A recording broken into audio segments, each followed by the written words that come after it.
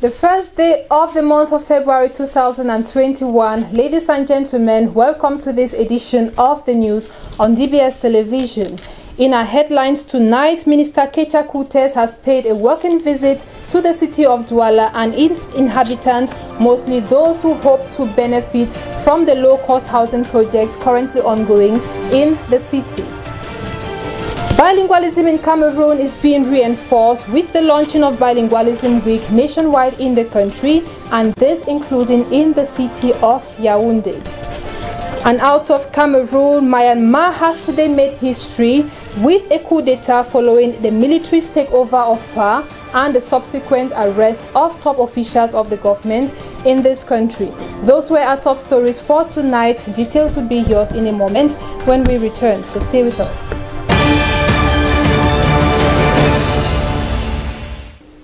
Ladies and gentlemen, thanks for joining us. This is the very first edition of the news for the month of February 2021 here on DBS Television. I am Cynthia Nguemo for presentation.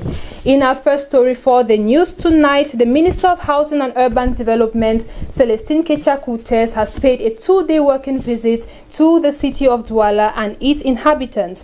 Her mission was to inspect the execution rate of low-cost housing projects in the city and equally meet with inhabitants who are hoping to benefit from this project. Nde Vanessa Shuyong took part in this visit, and now she tells us how the encounter with the population went. Her report. After a long period of misunderstanding between stakeholders and inhabitants of Banga Bakoko in Douala over the acquisition of low-cost housing, the Minister of Housing and Urban Development had a working session with the inhabitants to come to an agreement which went on successfully. It was very important for us to sit together and look at the same direction. And I'm happy now to know that all these people who asked to be in Banga Bakoko, they are happy to know the effort of the head of state who has paid for them 100% subvention, and they are happy to know that there's a solution now. The problem is from their side with Crédit Foncier and Signal. So if in end February, beginning March, all the documentation are there, we'll give them the key. Though the buildings have been erected as confirmed by Minister Celestine Kecha Coutez, who visited the construction site on Sunday, January 31, the buyers are not sure of its possession. Their worry, according to this potential buyer, is at the level of the declaration of performance for structural hollow section, procedure to obtain a land loan, among others. This equally accompanies poor experience with local companies selected to build the houses. A long period of incomprehension, because this program is the program of federal state to support Cameroonian to have low-cost housing and to be well allocated in terms of housing. Unfortunately, we have spent many years for that because we need some document to make sure that Crédit Foncier can finance, because we have a poor experience with a local company who has been selected to build this housing. But we are coming through the situation, and we have housing available now to offer to these Cameroonians. The meeting, which took place February 1 at the governor's office, was therefore to enlighten with contributions of stakeholders from the Cameroon Real Estate Corporation, the procedure, duration, and all it takes to acquire this social structure heavily subsidized by the government. It should be noted that the program, initiated since 2013, provides for 10,000 social housing projects reserved for Cameroonians with average incomes.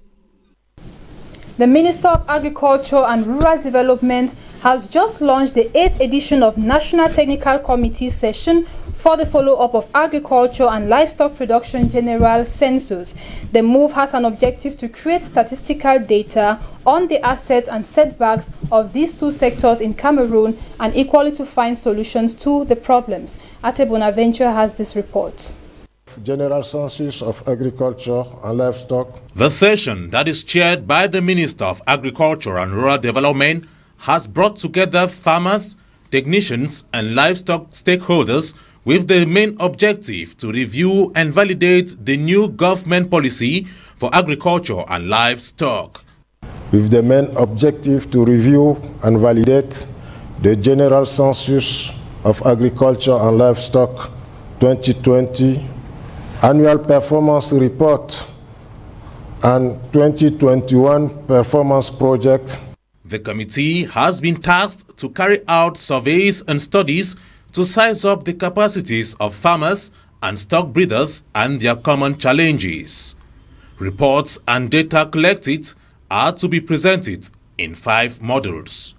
This will include the report on the community module, the report on the enterprises component of the core module, the report on the household component of the core module, the report of the producer organization component of core module, and lastly, the report of livestock transhumance in Cameroon. The initiative seeks to ameliorate the previous actions initiated by the President of the Republic to boost agricultural and livestock productivity in Cameroon. In agriculture, or rather in education, lecturers of state universities in Cameroon have just called off the 5-day strike which they launched in the country, at least this for the time being, acting on measures taken by the government to see into their problems, which however have not been solved. In the following paper, Mange Venasius tells us that they are planning to carry on another strike in case the government fails to look into their problems and keep their promises. His report. The National Executive Bureau of the National Union of Teachers of Higher Education, meeting in an extraordinary session, January 22, 2021, bringing together lecturers of state universities, announced the suspension of their activities from Monday 25th to Saturday the 30th of January 2021. A strike action that was respected in all the state universities as of the 30th of January, when they noted that government's promises have not been effective as it was stated. Until now, 1st of February, most 2,000 lecturers are still, more than 2,000 lecturers are still waiting for their allowance. While remaining open and ready for a dialogue in view of the steps taken by the government to pay the bonuses and to modernize research in these universities, the union decided on the 30th of January to call off the warning 5-day strike action, imploring members to resume activities as from Monday, the 1st of February 2021 at 7 a.m. This does not imply that their grievances have been addressed. Stay mobilized so that if one of them is not paid by this week, on the 8th of February, we will stop all of our activity until all lecturer has been paid. And this time, SINES maintains that the strike action will be. National Bilingualism Week has been launched across Cameroon, this with the goal to remind Cameroonians of the importance and the place of English and French as the 2 official languages in Cameroon.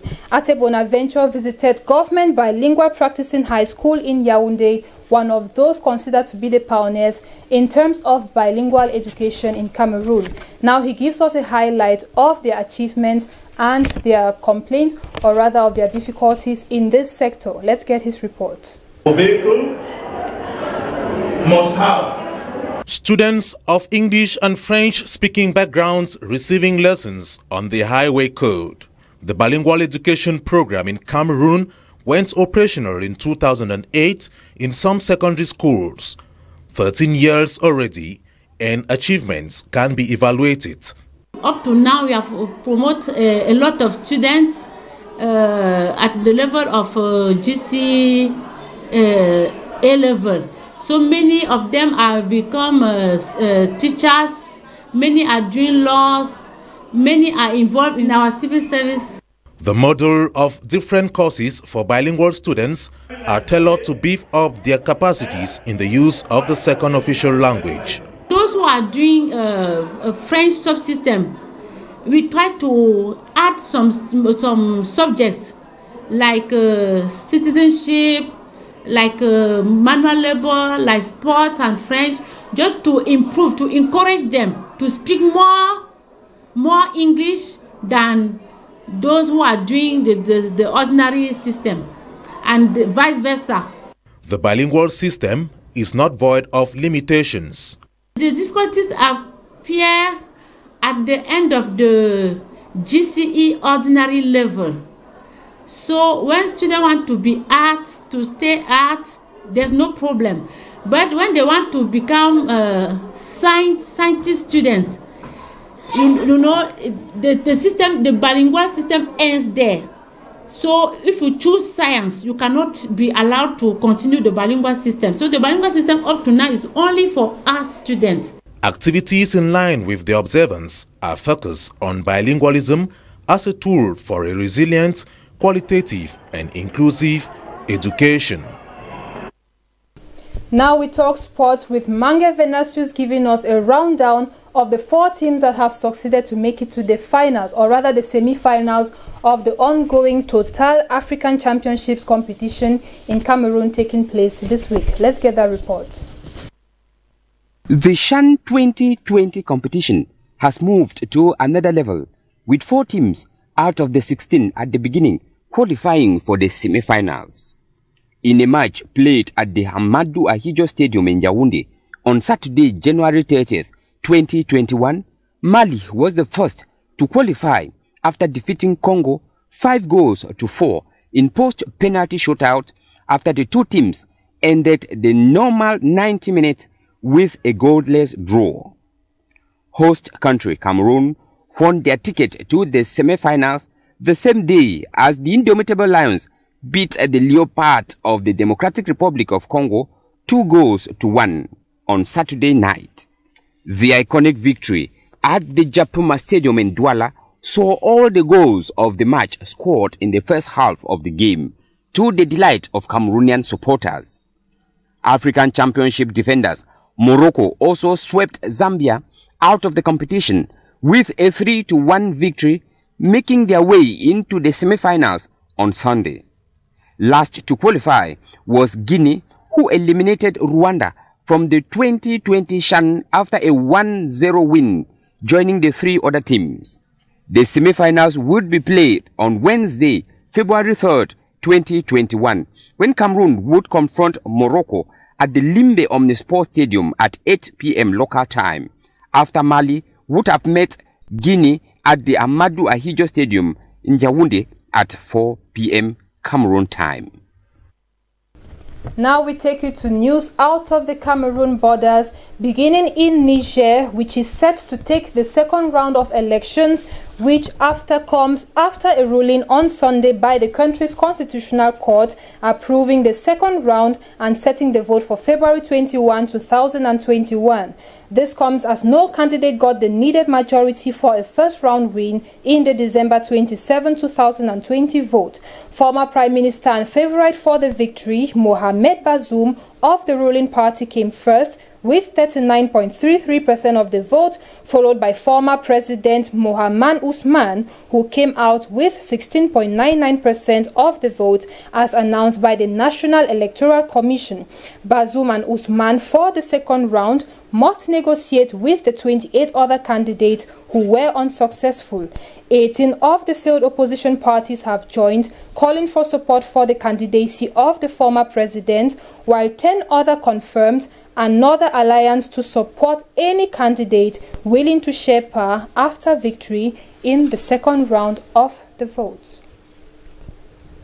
And in Gambia, President Adama Barrow has officially created and launched activities for his own political party, a move which is meant to support his candidacy for the presidential election scheduled for December 4. He launched his National People's Party (NPP) on Saturday evening as large crowds of delegates and supporters in the capital Banjul came out to welcome the party.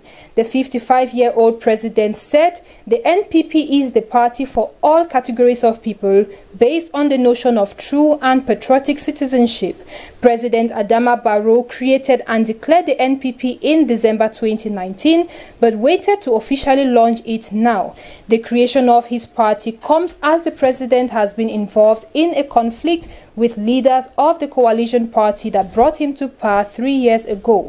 The cause of the disagreement is said to be the leaders of the coalition's decision not to allow President Barrow to run for a second term in office. The launch of his own political party at this point is seen as a clear sign that he may be seeking to renew his mandate in spite of an earlier promise to step down after the end of the mandate. Now in news out of the African continent, a coup d'etat has taken place in Myanmar this Monday, February 1, 2021. The military power in the Southeastern Asian nation seized power and declared a state of emergency for 1 year, following days of escalating conflict and tension over the result of November's parliamentary election. The country's de facto leader and other senior members of the National League for Democracy party have been detained in the capital, and power has been handed over to Commander-in-Chief of the Armed Forces. The coup follows a landslide victory by Ms. Suu Kyi and her party in the election, in which the army, which was given 25% of parliamentary seats, claims was marred by fraud and irregularities. Mrs. Suu Kyi has urged her supporters not to accept this and to protest against the coup. She said the military's actions put the country back under dictatorship. That story out of Cameroon brings us to the end of this first edition for the week and for the month of February on DBS television. Thank you for watching. I am Cynthia Nguemo for presentation, and I invite you to stay with us for the press review comes up next in the English language with Mange Venasius. For now, good night and see you tomorrow.